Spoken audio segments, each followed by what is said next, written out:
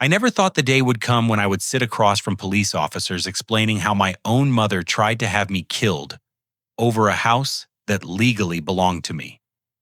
But there I was, 15 years after being manipulated out of my inheritance, finally understanding that some betrayals run so deep they become criminal conspiracies.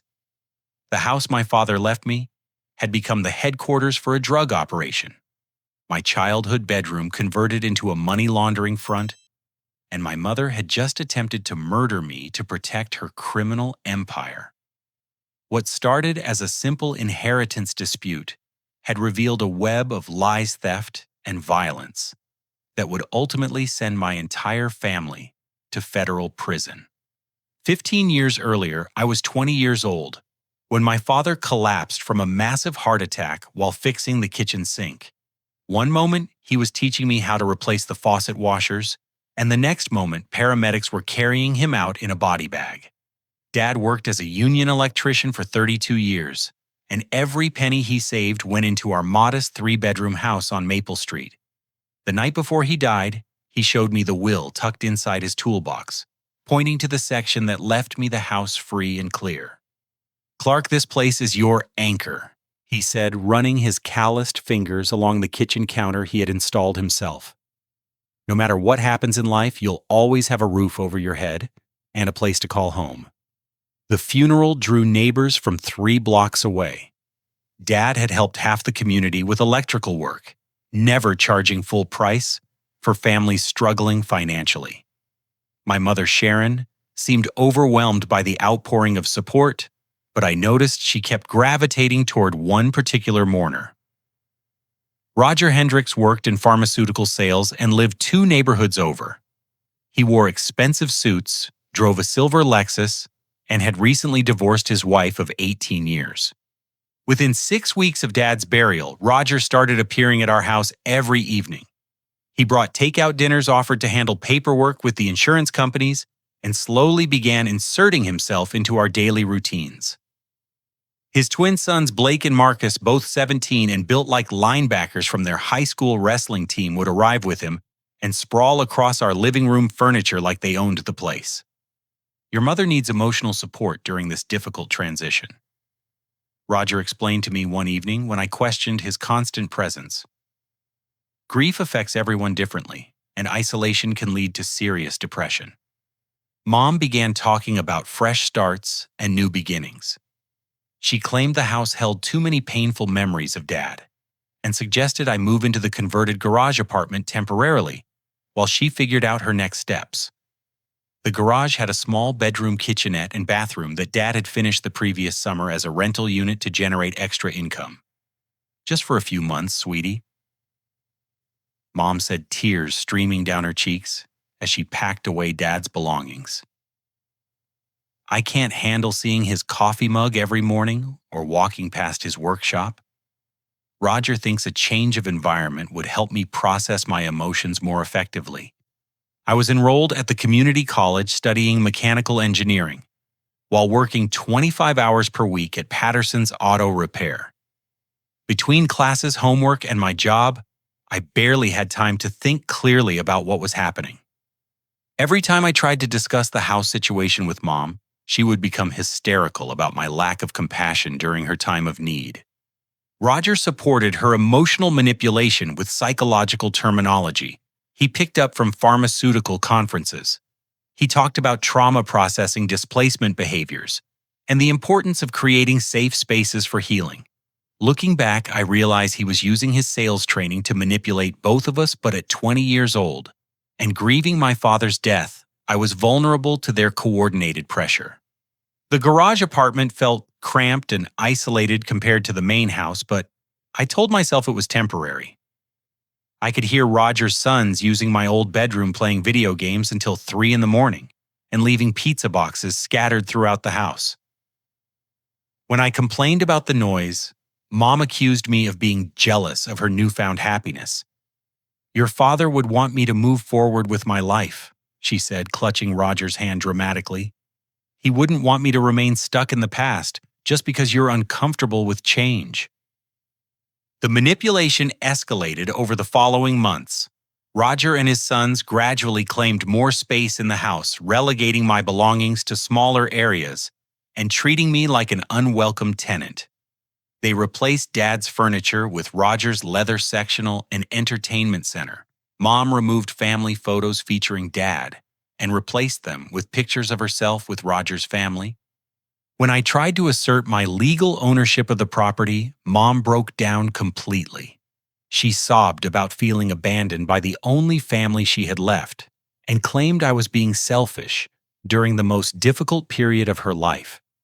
Roger backed her up, suggesting that forcing a grieving widow out of her home would dishonor Dad's memory and destroy any possibility of maintaining family relationships. Sometimes love means making sacrifices for those we care about, Roger said, placing his hand on my shoulder with fake concern. Your mother needs stability right now, and creating conflict over property ownership would be devastating to her emotional recovery. The final betrayal came on a Tuesday afternoon in November. I returned from my shift at the auto shop to find my belongings in cardboard boxes on the front lawn. Roger had changed all the locks while I was at work, and Mom stood behind him with red-rimmed eyes, claiming she couldn't handle the stress of our living arrangement anymore. "You can come back and visit once I'm feeling more stable," she said, refusing to make eye contact. "But right now I need space to heal without constant reminders of everything I've lost." I spent that night in my car outside a 24-hour diner calling every relative I could think of. Dad's brother lived in Oregon and couldn't offer financial help. Mom's sister sided with her, claiming I was being unreasonably demanding during a period when families should stick together. My girlfriend Amanda's parents let me sleep on their couch for 2 weeks before I found a studio apartment across town. At 20 years old, I had no money for legal representation and no understanding of inheritance law. Mom convinced me that fighting her would destroy our relationship forever and bring shame to Dad's memory. She promised the situation was temporary and that once she recovered emotionally, we would work out a fair arrangement regarding the house. That was 15 years ago, and I never stepped foot inside my father's house again, until the day I discovered they had been running a criminal enterprise from the property that legally belonged to me. Building a life from nothing teaches you resilience, but it also leaves scars that never fully heal.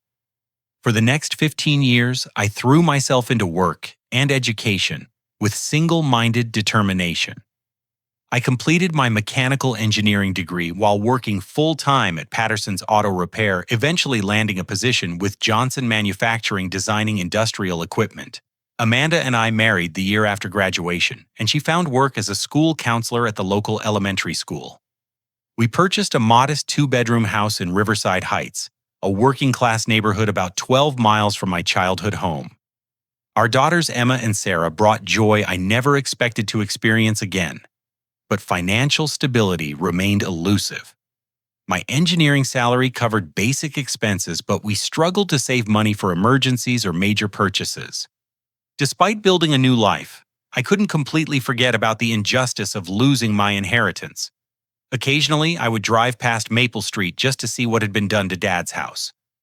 Roger had installed professional landscaping, repaved the driveway, and added a 2-car garage where Dad's workshop used to stand. The improvements clearly cost tens of thousands of dollars money that should have been mine if they had been paying rent or maintaining the property legitimately. The basement apartment that Dad finished always seemed to have different cars parked outside, suggesting they were collecting rental income from the space.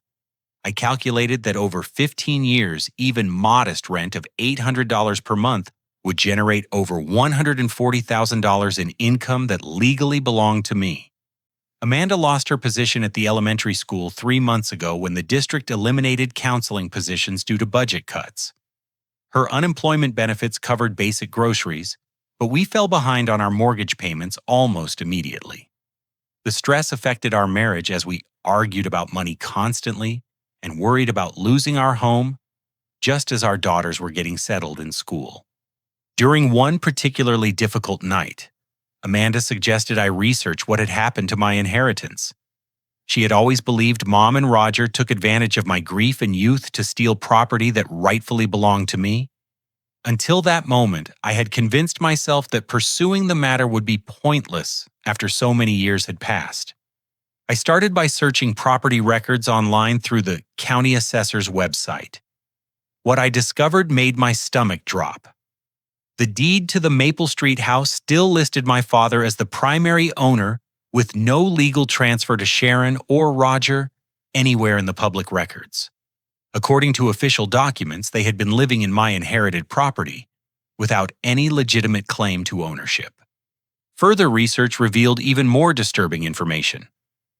The property tax records showed someone had been claiming homeowner exemptions for the past 12 years, reducing their tax burden by approximately $1,500 annually.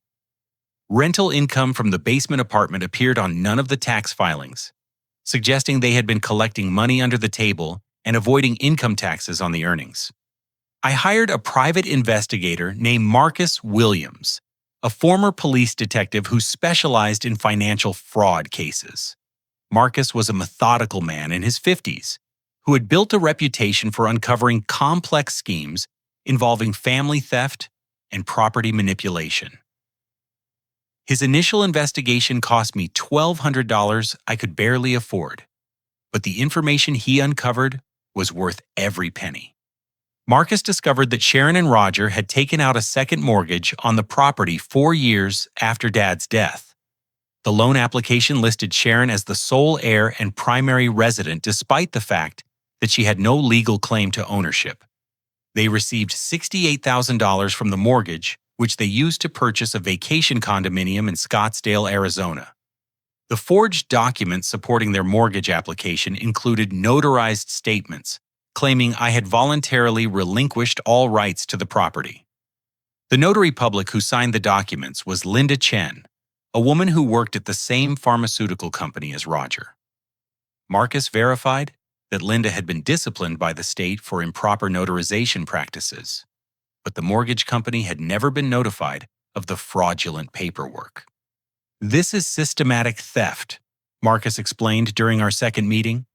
"They've been using your inherited property as collateral for loans collecting rental income and claiming tax benefits for 15 years. The total value of what they've stolen probably exceeds $200,000. The investigation revealed that Blake and Marcus Rogers' twin sons had never moved out of the house after high school. Now 28 years old, they both worked as personal trainers at different fitness centers, but lived rent-free in the bedrooms that used to be mine and Dad's office. They drove expensive trucks and motorcycles that seemed inconsistent with typical personal trainer salaries. Marcus also uncovered planning documents suggesting Sharon and Roger intended to sell the house within the next 6 months. Real estate listings indicated similar properties in the neighborhood were selling for $450,000. They were preparing to take the money and retire to their Arizona condominium, leaving me with no recourse to recover my stolen inheritance. "If you're going to act, you need to do it immediately," Marcus warned. "Once they complete the sale and transfer the money out of state, recovery becomes much more complicated.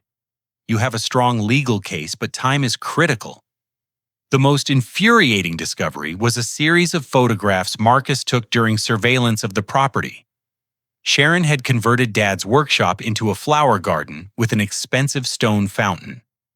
The basement apartment featured high-end appliances and furniture that cost more than Amanda and I spent on our entire house. Meanwhile, my family was facing foreclosure while they lived luxuriously in my inherited home. I realized that confronting them directly would be necessary, but I also understood they had spent 15 years preparing lies and justifications for their theft. They had convinced themselves that time and possession gave them legitimate claim to property that never legally belonged to them.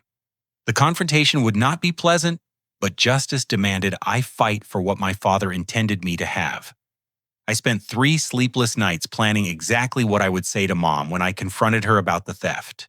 Amanda helped me organize all the evidence Marcus had gathered, including property records, mortgage documents, and photographs proving their fraudulent activities, We decided I should approach Sharon on a Saturday morning when Roger typically played golf at the country club, giving us the best chance for a rational conversation. The house looked completely different from when Dad was alive. Roger had installed expensive exterior lighting, professional landscaping with designer shrubs, and a decorative brick mailbox that probably cost more than my monthly car payment.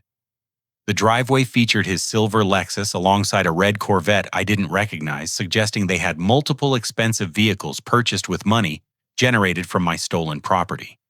I rang the doorbell at 9:30 in the morning, carrying a manila folder containing copies of all the evidence. My heart pounded as footsteps approached from inside, and I rehearsed my opening statement about wanting to resolve our family dispute peacefully and fairly. Mom opened the door wearing a silk robe and designer slippers that looked like they came from an expensive department store. Her hair was professionally styled, and she wore jewelry I had never seen during the years when Dad was alive. The transformation from grieving widow to wealthy socialite was stark and disturbing. "Clark," she said, her voice immediately becoming defensive. "What are you doing here? You should have called first." "We need to talk about the house, Mom," I replied, holding up the folder of evidence. "I know what's been happening here, and we need to work out a solution before this becomes a legal problem for everyone involved." She reluctantly invited me inside, but I could see her texting someone on her phone while leading me to the living room. The interior had been completely redecorated with expensive furniture, artwork, and electronic equipment that clearly cost tens of thousands of dollars. Dad's simple, comfortable home had been transformed into something resembling a luxury showcase.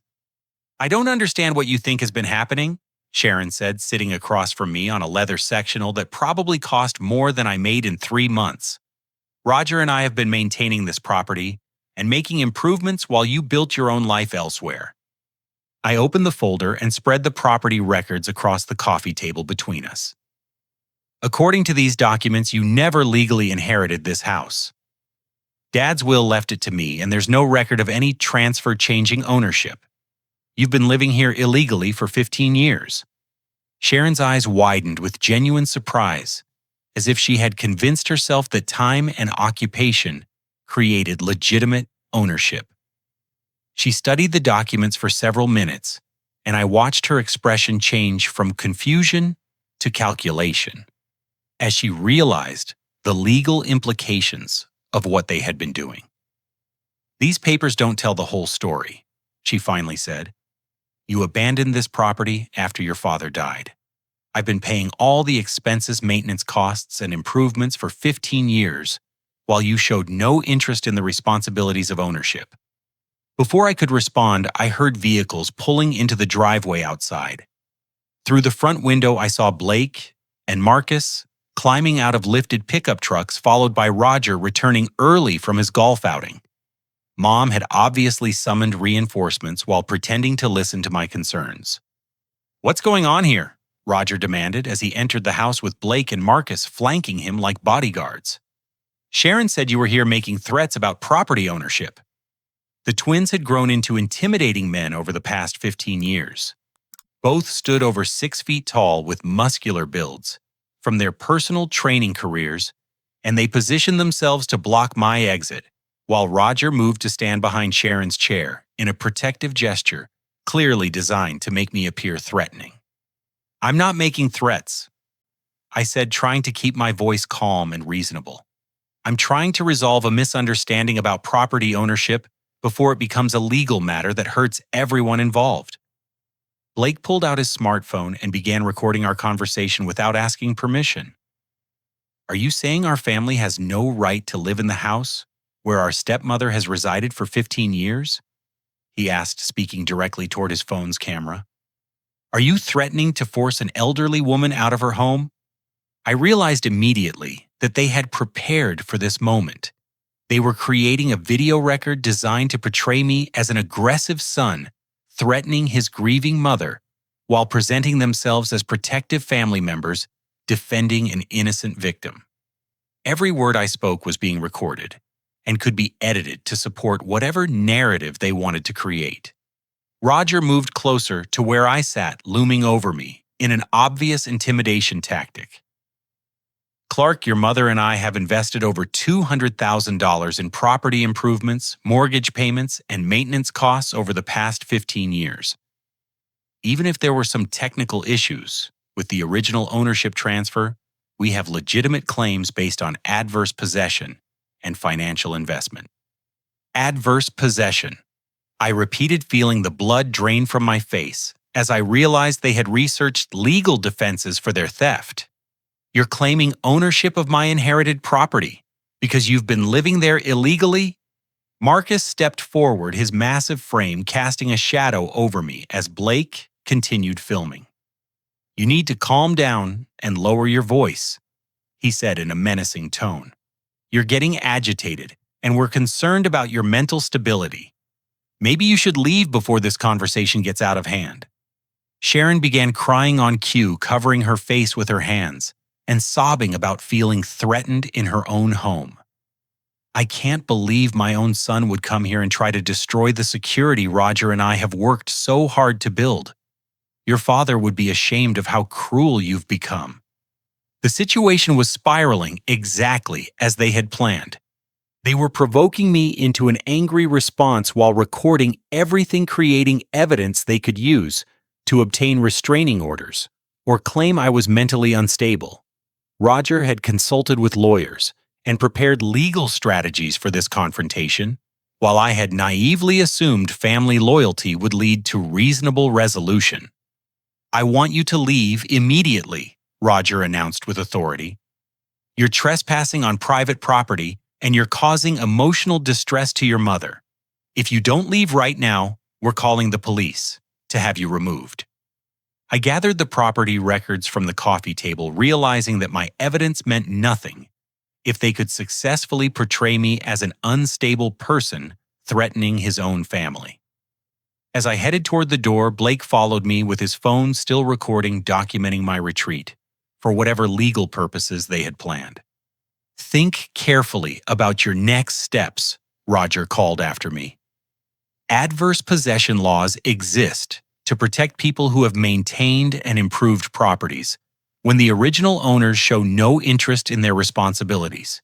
You might find that 15 years of abandonment has legal consequences you haven't considered. I drove away knowing that I had walked directly into a trap they had spent months preparing. They weren't surprised by my knowledge of their theft because they had already researched legal defenses and prepared strategies to discredit me. The confrontation wasn't the beginning of our dispute. It was the middle of a chess game where they were several moves ahead. Attorney Jennifer Walsh specialized in property disputes and inheritance law with 23 years of experience, handling complex family conflicts. Her office walls displayed certificates from real estate law associations, and her bookshelf contained dozens of legal volumes addressing adverse possession, inheritance fraud, and property rights. She reviewed my evidence with professional thoroughness, taking detailed notes about each document Marcus had uncovered. You have a strong case based on the original will and property records, Jennifer explained during our initial consultation. However, adverse possession laws in our state allow people to claim ownership of abandoned property after 15 years of continuous occupation. Your mother and stepfather will argue that you voluntarily abandoned the house, giving them legitimate rights through occupancy and improvement. The legal fees would cost between $15,000 and $25,000, money Amanda and I didn't have while facing our own foreclosure proceedings. Jennifer agreed to work on a contingency basis, taking 40% of any financial recovery, but requiring no upfront payment. She filed an emergency injunction to prevent the sale of the house while ownership disputes were resolved. Sharon and Roger hired David Chen, an aggressive attorney who specialized in defending adverse possession claims. Chen had built his career representing people who acquired property through occupation tax default purchases and other alternative ownership methods. His initial response to our injunction painted me as an estranged son attempting to steal his mother's home after years of abandonment and neglect. The plaintiff voluntarily relinquished all interest in the subject property following his father's death.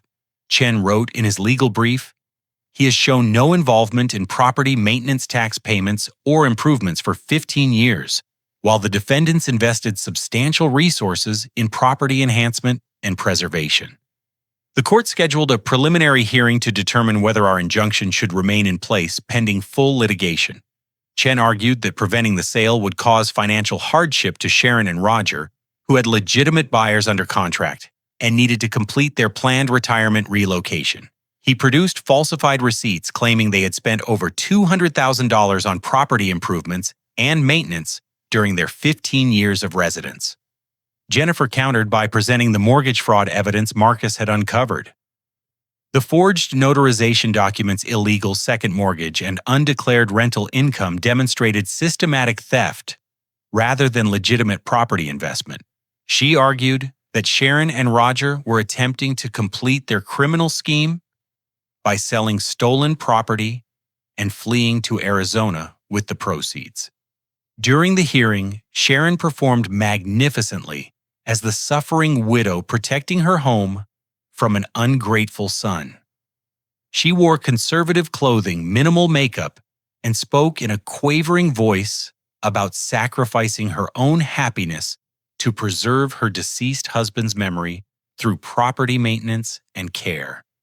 "I never intended to keep Clark from his inheritance," she testified under oath. But when he showed no interest in the responsibilities of ownership and moved away to start his own life, I felt obligated to protect the property his father worked so hard to provide. Roger testified about their financial investments in the house, presenting detailed records of mortgage payments, property, tax payments, and improvement costs. The documents looked professional and convincing, but Jennifer suspected they were largely fabricated to support their adverse possession claim. Blake and Marcus provided character witness testimony, portraying me as someone who had abandoned family obligations after Dad's death. They claimed I had never shown interest in maintaining relationships with Sharon and had built an independent life without considering my responsibilities to family property. Clark made his choice to live separately, Blake testified. Our family stepped in to maintain the property when he showed no interest in handling those responsibilities himself. The judge granted a temporary extension of our injunction, but warned that we needed to provide stronger evidence of criminal fraud to prevent adverse possession claims. 15 years of continuous occupation creates significant legal presumptions, he explained. The plaintiff must demonstrate that the defendant's possession was obtained through criminal means rather than legitimate abandonment by the original heir. Following the hearing, the harassment escalated dramatically. Roger began driving past our house at random hours, taking photographs of our property and vehicles. He researched Amanda's background and contacted her former supervisors, spreading rumors about our family's stability and my mental health. Blake and Marcus started appearing at Johnson Manufacturing claiming they needed to serve legal papers, but actually attempting to create workplace disruptions that would damage my professional reputation. They would arrive during busy periods and cause scenes in the lobby, forcing my supervisors to address security concerns about my personal problems affecting company operations. "We're worried about Clark's emotional stability," Marcus told my boss during one of these incidents. "He's been making threats against our family and seems unable to accept reality about property ownership. We're concerned he might become dangerous if this legal stress continues." Sharon filed a restraining order petition claiming I had threatened violence during our confrontation at the house. She produced Blake's edited video footage, removing context and presenting only moments where my voice was raised or my gestures appeared aggressive. The edited version made me look like an unstable person terrorizing an elderly woman in her own home. Jennifer fought the restraining order by presenting the full context of our conversation and challenging the authenticity of Blake's recordings. However, the judge issued a temporary order requiring me to maintain at least 500 feet of distance from the Maple Street property pending further hearings. "They're using the legal system as a weapon," Jennifer warned during one of our strategy sessions. "Chen specializes in exhausting opponents through procedural warfare, while his clients continue benefiting from stolen property. We need to uncover stronger evidence of criminal activity if we want to overcome their adverse possession claims. The financial pressure was becoming unbearable. Amanda's unemployment benefits were ending. Our mortgage company had initiated foreclosure proceedings, and Emma's school was asking questions about why our family seemed to be experiencing crisis. Meanwhile, Sharon and Roger continued living comfortably in my inherited house, while planning their escape to Arizona, with hundreds of thousands of dollars in stolen assets. Marcus suggested expanding his investigation to examine Roger's pharmaceutical sales activities and the twins' income sources. Something doesn't add up about their financial situation, he explained. The property improvements, expensive vehicles, and vacation property suggest income sources beyond Roger's legitimate sales career and their rental collections. I authorized Marcus to conduct deeper financial investigation despite the additional costs. We were already risking everything to recover my inheritance, and I sensed that surface-level property theft was only part of a larger criminal scheme that might provide the evidence we needed to overcome their legal defenses. Marcus Williams had investigated hundreds of fraud cases during his career, but he approached Roger's pharmaceutical activities with particular intensity. Something about Roger's financial profile suggested income sources far beyond legitimate medication sales, and Marcus suspected the Maple Street property was being used for purposes that went well beyond simple theft and occupancy. The breakthrough came during routine surveillance of Roger's work activities. Marcus followed Roger to medical offices throughout the region, documenting his sales calls and client meetings for 3 weeks. The pattern that emerged revealed suspicious relationships with specific doctors who prescribed unusually high volumes of opioid medications for their patient populations. Roger is meeting with the same 5 physicians every week, Marcus explained during our urgent meeting at his office. These aren't normal sales calls because legitimate pharmaceutical representatives don't need weekly face-to-face contact with the same doctors. He's coordinating something beyond regular medication distribution. Marcus had photographed Roger's meetings with Dr. Patricia Williamson, an internist who operated a cash-only pain management clinic in a strip mall across town. Her clinic had been flagged by the state medical board for prescribing practices that exceeded normal standards, but no formal disciplinary action had been taken because she maintained proper documentation for her prescriptions. Further investigation revealed that Roger was facilitating a prescription drug kickback scheme involving several physicians and a network of fake patients. The doctors would prescribe opioid medications for fictional medical conditions, and Roger would ensure the prescriptions were filled through specific pharmacies that participated in the fraud network. It's a sophisticated operation, Marcus continued. Roger uses his legitimate pharmaceutical company credentials to create authentic-looking prescription orders, but the medications are being diverted to street dealers rather than legitimate patients. The doctors receive cash payments for writing fake prescriptions, and Roger gets commission percentages for facilitating the entire scheme.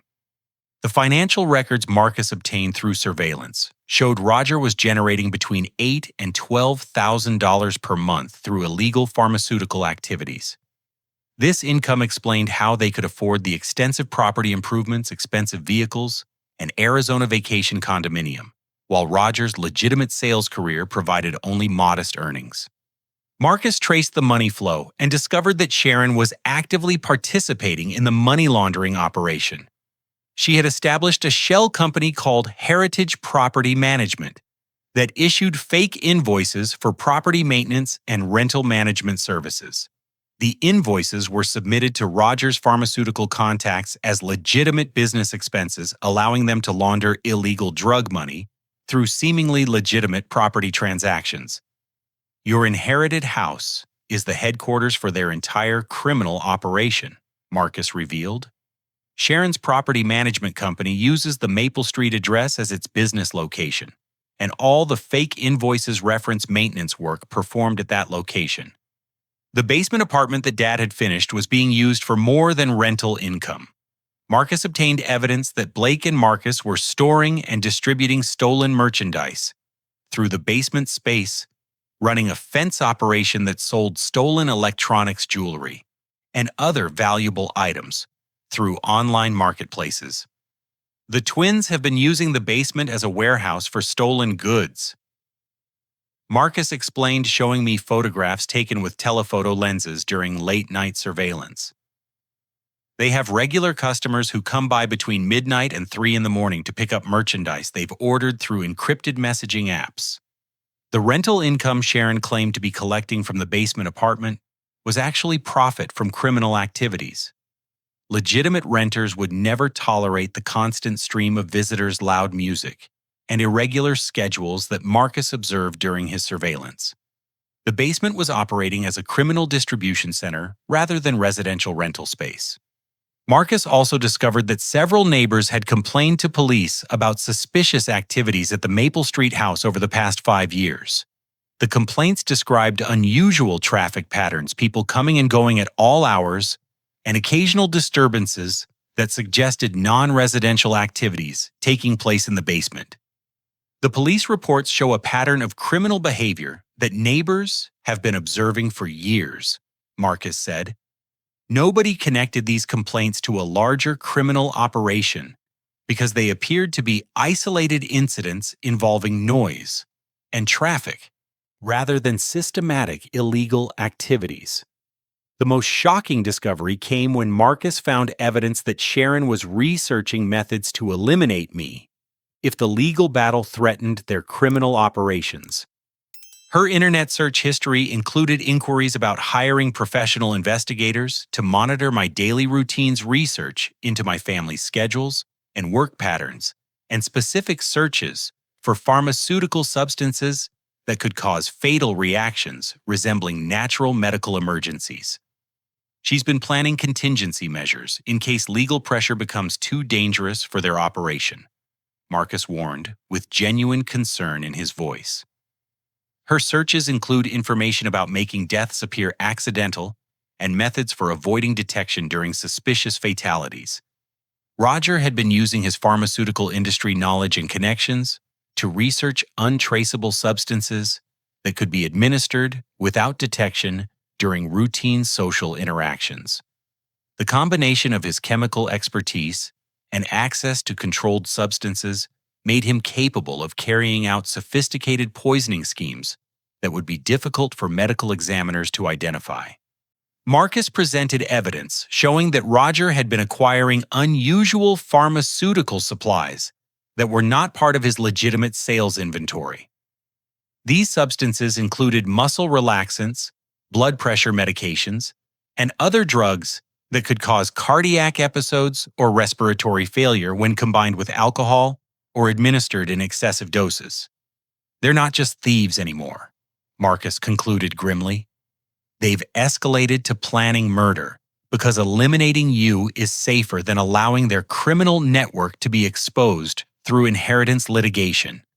You need to understand that your life is in real danger from people who have spent years building criminal enterprises using your stolen property as their headquarters. The investigation had evolved from simple property recovery to exposing a sophisticated criminal organization that was willing to commit murder to protect their illegal operations. I realized that reclaiming my father's house was no longer just about inheritance rights or family justice, but about surviving long enough to bring dangerous criminals to justice before they could eliminate the only witness to their crimes. Sharon's phone call came on a Tuesday evening while Amanda and I were helping Emma with her mathematics homework. Her voice sounded different from our previous interactions. Softer, more vulnerable, with none of the defensive hostility that had characterized our legal battles over the past several months. "Clark, I need to talk to you," she said, her words carefully measured. "I've been doing a lot of thinking about everything that's happened between us, and I realize I've made some terrible mistakes. Can we meet privately at the house to discuss resolving this situation without lawyers and court battles?" I immediately suspected manipulation, but Jennifer Walsh advised that if Sharon was genuinely willing to negotiate a voluntary resolution, it could save months of expensive litigation. and avoid the risks associated with adverse possession defenses. If she's offering to transfer the property back voluntarily, you should at least hear what she's proposing, Jennifer suggested. But make sure you have a witness present to document any agreements you reach. Sharon insisted the meeting be held at the Maple Street house, claiming she wanted to show me improvements they had made and discuss fair compensation for their investments. She emphasized that Roger would not be present, explaining that he had taken Blake and Marcus to Arizona to finalize arrangements for their retirement property. "I want this to be just family," Sharon said with apparent sincerity. "We need to resolve our problems privately before they destroy what's left of our relationship. Your father would want us to find a way to work together instead of fighting each other through the courts." Marcus agreed to accompany me as a neutral witness, but he insisted on conducting additional surveillance before the meeting. "This feels like a setup," he warned. "Everything about their behavior suggests they're preparing for something more drastic than negotiation." On Thursday afternoon, Marcus discovered that Roger's Lexus was parked 2 blocks away from the Maple Street house, despite Sharon's claims that he had gone to Arizona. Blake's truck was hidden in the garage behind the house, and Marcus observed movement in the basement area, suggesting multiple people were present in the house. Contrary to Sharon's assertions about meeting privately. "They're lying about being alone," Marcus reported. "Roger and at least one of the twins are definitely in the house, and they're making preparations that look more like an ambush than a family reconciliation. Despite the obvious danger, I decided to proceed with the meeting because it might represent our only opportunity to gather direct evidence of their criminal activities." Marcus arranged for backup surveillance and emergency contacts with local law enforcement in case the situation became threatening. We arrived at the house Saturday afternoon to find Sharon waiting with what appeared to be a genuine reconciliation setup. The interior had been cleaned and organized family photographs featuring Dad and me had been restored to their original positions on the mantelpiece, and she had prepared Dad's favorite meal of roast chicken with mashed potatoes and green beans. "I've been thinking about your father constantly over the past few weeks," Sharon said with tears in her eyes as she served the meal. "He loved you so much, and he would be heartbroken to see how our disagreements have damaged our family relationships. I want to make things right before it's too late." The nostalgia was overwhelming and clearly calculated to lower my emotional defenses. Sharon had recreated the atmosphere of family dinners from my childhood, complete with Dad's favorite tablecloth and the dishes he had eaten from for 20 years. She reminisced about holidays, birthdays, and special occasions when we had sat around the same table as a happy family. I realize now that grief made me selfish and desperate for security. She continued producing legal documents that appeared to transfer the property back to my name. "Roger's financial stability made me feel safe during a terrifying period, but I never intended to steal what your father wanted you to have." The property transfer documents looked authentic, complete, with official seals and notarization stamps. Sharon also produced a cashier's check for $50,000, claiming it represented partial compensation for the rental income they had collected over the years. "I know $50,000 doesn't cover everything we owe you," Sharon admitted, "but it's what we can afford right now without losing our retirement savings. I hope you'll accept it as a gesture of good faith while we work out a fair arrangement for the remaining compensation." Marcus remained suspicious throughout the meal, periodically glancing toward the basement door and the rear of the house. He noticed that Sharon kept checking her phone and seemed increasingly nervous as the afternoon progressed. "Something's not right about this situation," Marcus whispered during a moment when Sharon was in the kitchen. "The basement door has new locks. There are fresh tire tracks in the backyard, and she's acting too calm for someone who's giving up hundreds of thousands of dollars in property value." When Sharon excused herself to use the bathroom, Marcus quickly examined the basement door and discovered it had been recently reinforced with commercial-grade security hardware. Through a small window, he could see chemical equipment and processing materials that suggested drug manufacturing rather than storage. "Clark, we need to leave immediately," Marcus warned urgently. The basement has been converted into a drug laboratory, and this whole reconciliation meeting is a setup to get you alone in the house. Before I could respond, we heard vehicles pulling into the driveway outside. Roger's Lexus and Blake's truck had arrived simultaneously, and I could see all three men getting out with serious expressions that contradicted Sharon's claims about private family discussion. "What's going on?" I demanded, as Roger entered through the back door with Blake and Marcus flanking him. "Sharon said you were in Arizona looking at retirement properties." Roger's demeanor immediately turned hostile when he saw Marcus present. "What's he doing here?" Roger demanded. "This was supposed to be a private family meeting to resolve our disputes." Sharon emerged from the kitchen carrying a small medical bag that I recognized from Roger's pharmaceutical supplies. "We can't let you leave here knowing what you've seen," she said, her voice completely different from the apologetic tone she had used throughout the afternoon. Blake moved to block the front exit while Marcus positioned himself near the kitchen doorway, trapping us in the living room. Roger opened the medical bag and began preparing what appeared to be a syringe filled with clear liquid.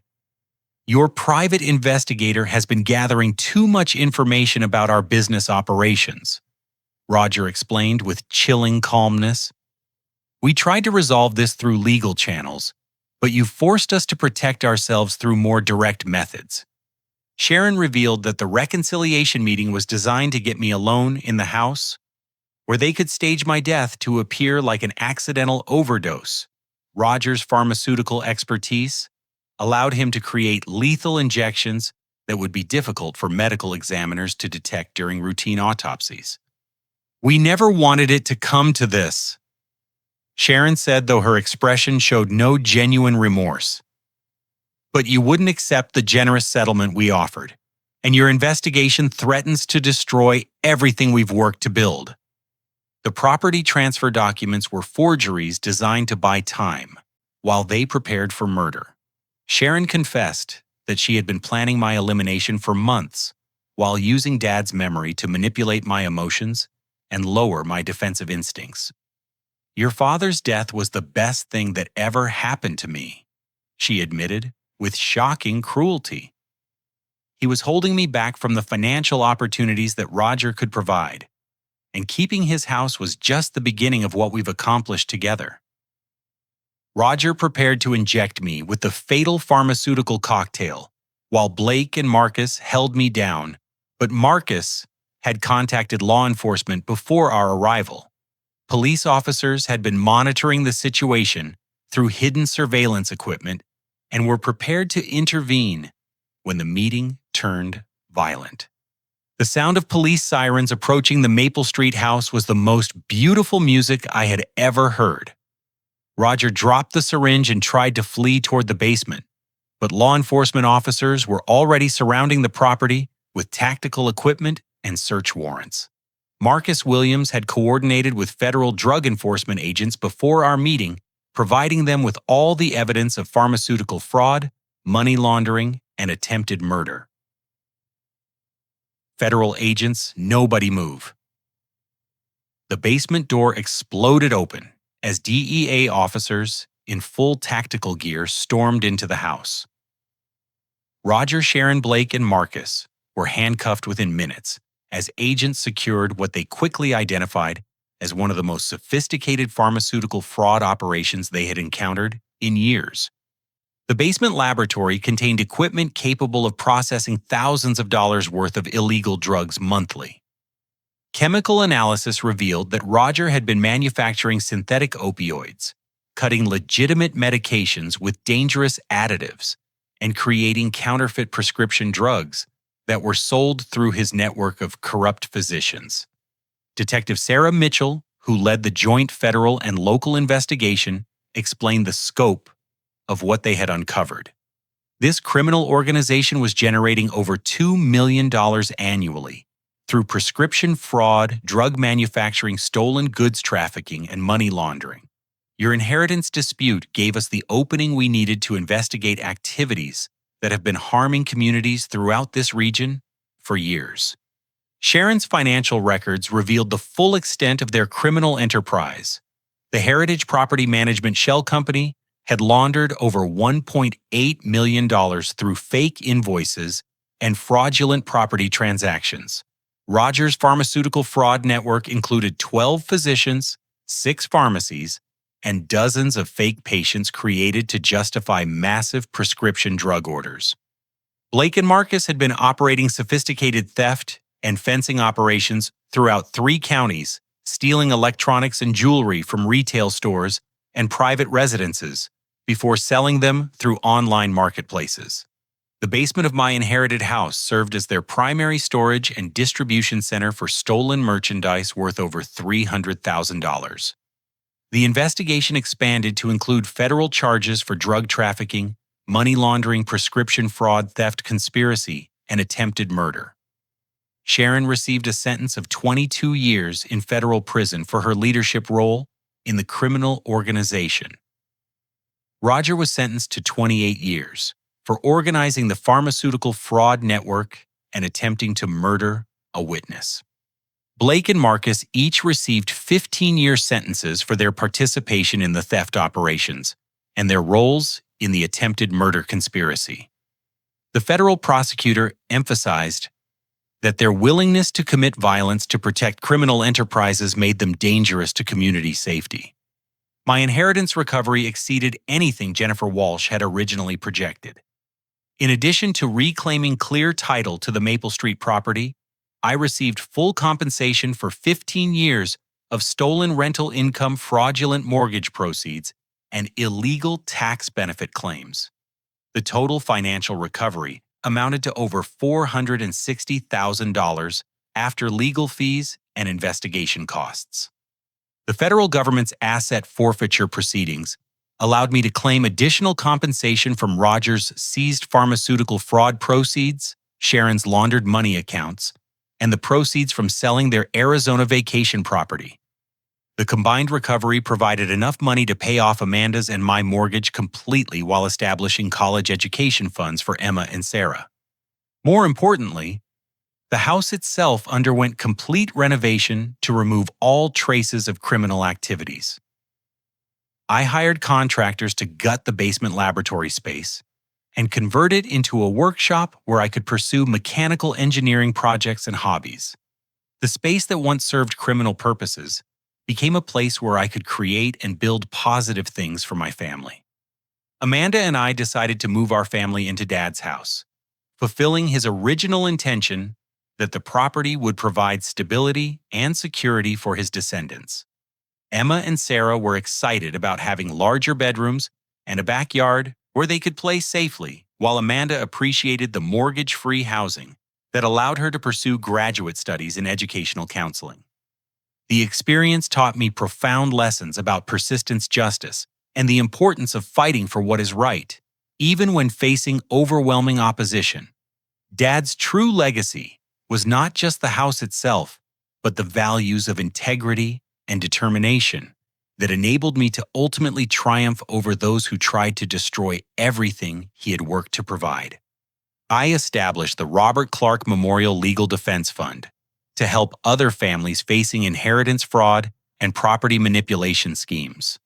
The fund provides legal assistance and investigation resources for people who cannot afford to fight sophisticated theft operations on their own.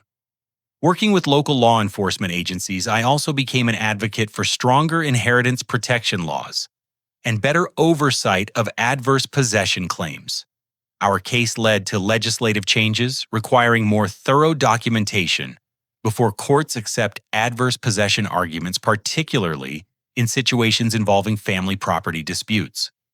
The house on Maple Street became a symbol of triumph over betrayal and the importance of never surrendering when fighting for justice.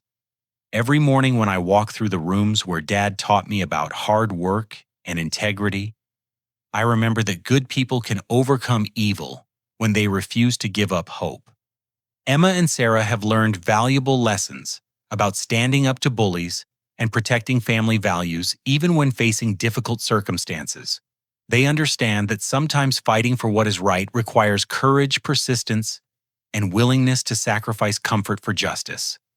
The workshop in the basement has become my favorite place, to spend evenings and weekends creating mechanical projects and teaching my daughters about engineering principles. The space that once served criminal purposes now represents creativity, education, and the positive legacy Dad intended to leave for future generations. Have you ever faced a situation where someone tried to steal something that rightfully belonged to you? How did you find the courage to fight back when the odds seemed impossible? I'd love to hear your stories about overcoming betrayal and standing up for justice in the comments below. If this story resonated with you, please take a moment to like this video and share it with others who might be facing similar challenges with family inheritance disputes or property theft. Your support helps spread awareness about these issues and might help someone else find the strength to fight for what's rightfully theirs. Don't forget to subscribe to hear more stories about ordinary people who refuse to give up when facing extraordinary challenges. Hit the notification bell so you never miss updates about triumph over adversity and the power of persistence in pursuing justice. Thank you for taking this journey with me through one of the most difficult periods of my life. Remember that no matter how hopeless a situation might seem, there are always people willing to help you fight for what's right. Never let anyone convince you to accept injustice simply because fighting back seems too difficult or expensive. May you always have the courage to stand up for your values and the wisdom to know that justice delayed is not justice denied when you refuse to surrender hope.